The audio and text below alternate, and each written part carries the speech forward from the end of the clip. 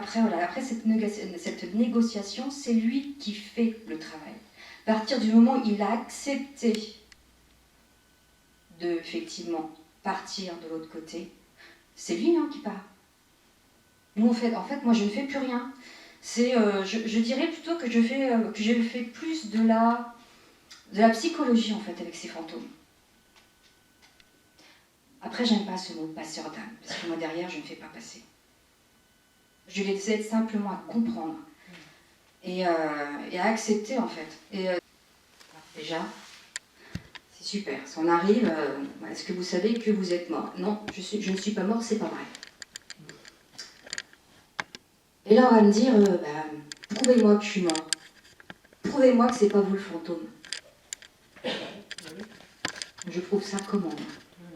Parce qu'il faut savoir qu'un fantôme, dans une maison, il va, on va dire, se manifester par rapport à une personne de la maison. Un fantôme se manifeste toujours par rapport à une personne. Alors le pourquoi, c'est très simple. C'est juste qu'il va ressentir une fréquence, une vibration similaire à la sienne. Il va se manifester, donc il va faire des bruits, il va toquer dans les murs, il va allumer les lumières, il peut faire déplacer quelques petits objets. Pour quelqu'un de dépressif, ça doit pas être évident. Non, mais non, c'est le petit coup qui fait pas plomb. Oui, là, tu vas te dire, je pète un câble. Sauf qu'en fait, pour ce fantôme, nous sommes son fantôme. Donc lui, ce qu'il veut faire, c'est nous chasser. Tout comme nous voulons le chasser. Alors vous imaginez bien le truc, c'est moi je veux le chasser, donc je fais alors un truc complètement débile, je fais brûler de l'encens. Ouais. Ne le faites pas, hein? Ça ne marchera pas, je vous le dis. Alors je fais brûler de l'encens, ou ça va rien faire du tout. On est les fantômes de l'un et de l'autre. Donc c'est là où on se dit, ah oui, effectivement, donc c'est pour ça qu'il faut autant de bruit. Pourquoi? C'est pour ça qu'il se manifeste, et oui. C'est exactement pour ça. C'est pour nous chasser, tout simplement. Parce qu'il a peur. Comme nous sommes aussi un fantôme. Il faut savoir qu'il nous perçoit tout comme on le perçoit. C'est-à-dire que si on ressent, simplement, une personne, lui va ressentir aussi qu'il y a quelque chose. Je vais vous donner un exemple, il n'y a pas si longtemps. Donc, les personnes qui me suivent sur ma page ont sans doute entendu parler de cette histoire. Je suis allée donc dans une maison qui a été séparée en deux. Parce qu'il y a un côté qui a été fait en boutique et un autre c'est la maison.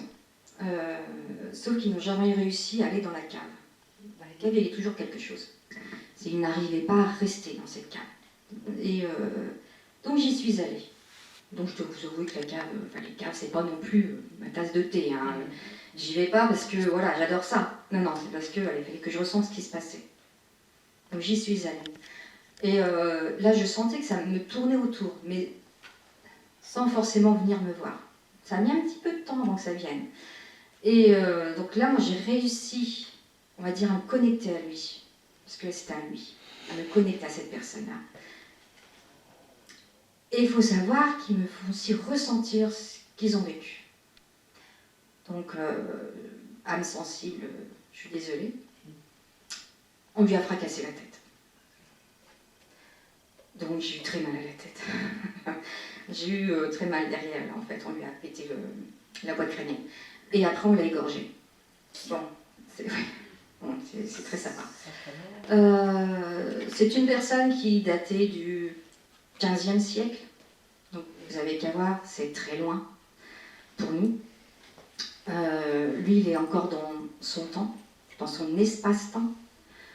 Et en fait, il a été tué pour un vol qu'il n'a pas commis. C'est un baron qui l'a exécuté, qui l'a fait exécuter par d'autres personnes pour un vol qu'il n'avait pas commis. Donc, pour l'instant, il n'est pas prêt de passer. Donc, c'est pour ça que je dis que des fois, c'est un très gros travail et ça nécessite du temps. Il y en a certains, ils ont besoin d'aide. Donc c'est assez rare par contre, ces fantômes-là qui viennent en disant j'ai besoin. D'ailleurs il y a des fantômes. Oui. En disant j'ai besoin, il n'y a plus rien. Ça commence. Oui. Ça commence. Non, pourtant il est bien. De l'aide pour passer. Ça arrive. C'est rare. pour l'instant, ça m'est arrivé 2 fois. Wow. Où ces fantômes cherchaient effectivement de l'aide pour partir. Sinon, les autres, ils sont coincés pour une raison. La preuve, là, la raison, c'est j'ai été accusée d'un vol que je n'ai pas commis. Et ça a duré 1 heure. Ma conversation avec Henri, il s'appelle Henri. Avec cet Henri, ça a duré 1 heure. Et il n'arrêtait pas de me dire, dites-leur que c'est pas moi. Dites-leur que c'est pas moi qui ai commis ce vol. Dites-leur. Oui, bah, je vais.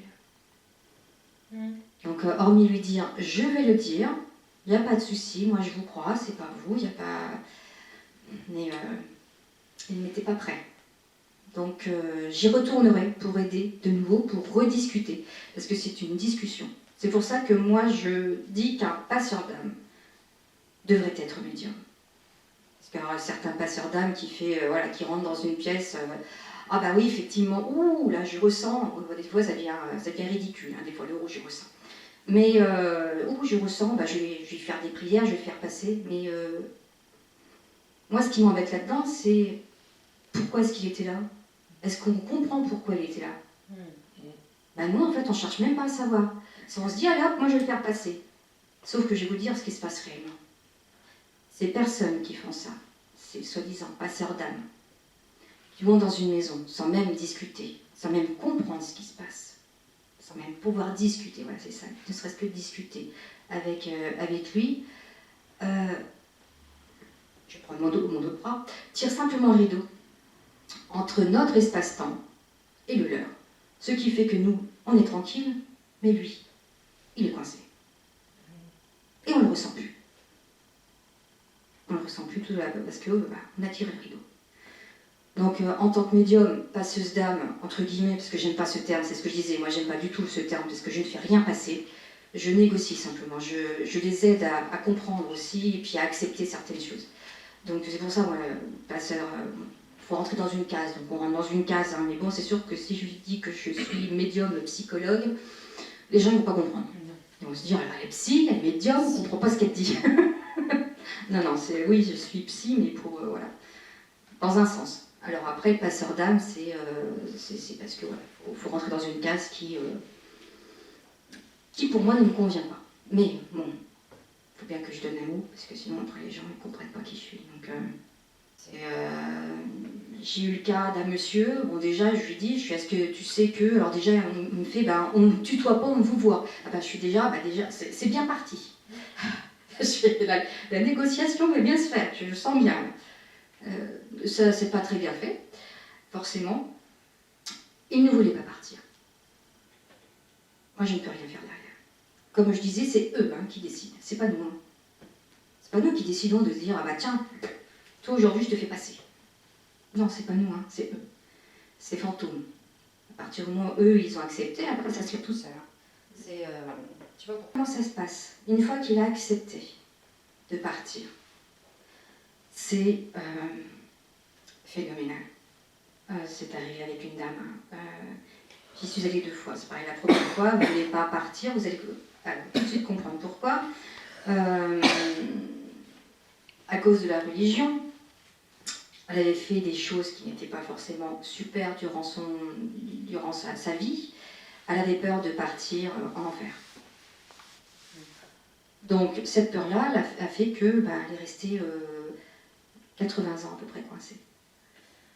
Et donc je lui ai parlé à cette dame. Alors ce qu'il faut savoir aussi, c'est quand il se connecte avec moi, quand on se connecte tous les deux, c'est j'arrive aussi, enfin c'est pas que j'arrive, c'est que du coup je vois aussi leurs meubles à eux. C'est-à-dire que ça n'a plus rien à voir avec ce qu'il y a là, mais en fait c'est l'emplacement de leur lit, de leur truc, de leur... donc c'est assez marrant. C'est dans leur vie quoi. Ouais, c'est ça, je suis dans leur espace-temps. Donc du coup, il y a les meubles là qui sont là, ils seraient pas là, puis ça serait autre chose, et puis donc c'est assez drôle. Donc cette dame, elle n'était pas prête la première fois à partir. Donc j'y suis retournée une deuxième fois. La deuxième fois d'ailleurs, elle m'esquivait, je sais pourquoi. Elle voulait pas me voir. Elle n'était pas contente la première fois, hein, la deuxième fois. Voilà, ça a été encore une négociation. Et là, elle a accepté. Là, je lui ai promis qu'elle n'irait pas dans cet enfer dans lequel elle pense. Je lui ai dit non. Et après, qu'est-ce que j'ai fait? J'ai simplement appelé ma hiérarchie là-bas. Et eux, ils ouvrent cette porte. Et là, ça a été phénoménal, parce que là, j'ai vu, en fait, il y a sa grand-mère qui est venue la chercher.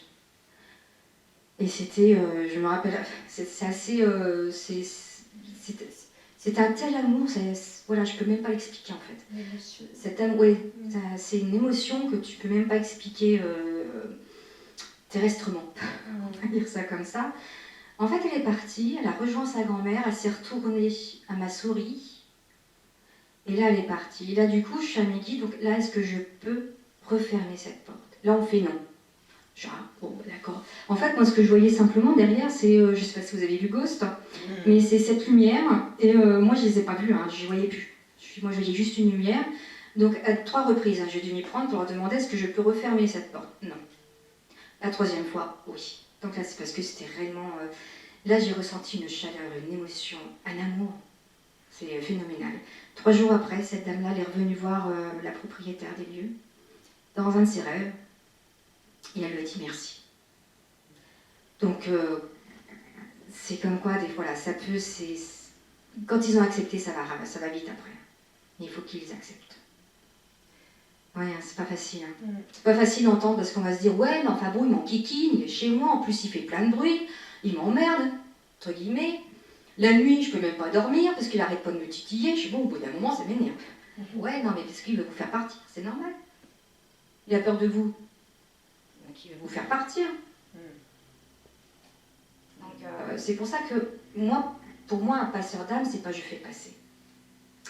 C'est je négocie simplement. Après, c'est eux qui font tout le travail. Et moi, je sers juste de psychologue en fait. C'est voir qu'ils ont, pour la plupart, besoin d'être entendus, d'être compris. Pour d'autres, ils veulent pas. Hein. S'ils veulent rester, ils restent. Bon, il faut une cohabitation, il faut que la cohabitation se fasse. À partir du moment où ça se fait, oui, c'est vrai qu'on va me dire, ah, mais attends, c'est compliqué, quoi.